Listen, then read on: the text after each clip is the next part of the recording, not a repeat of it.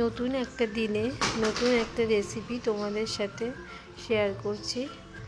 মূলা শাক ভাজার রেসিপি। তার জন্য আলু কুচি করে কেটে ধুয়ে পরিষ্কার করে রেখেছি, আর মূলা শাকটাও বেছে ধুয়ে ভালো করে পরিষ্কার করে নিয়েছি জল দিয়ে ধুয়ে। এবার কড়াইতে রিফাইন তেল দিয়ে কালো জিরা ফোড়ন দিয়ে দুটো শুকনো লঙ্কা ভেজে নিয়েছিলাম। তোমরা চাইলে সরষের তেলও ইউজ করতে পারো।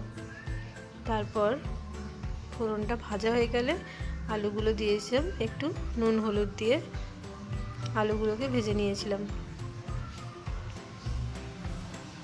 আলুগুলো ভাজা হয়ে গেলে আলুটা তুলে ওই তেলের মধ্যেই কুচনো মূলো শাকগুলো দিয়ে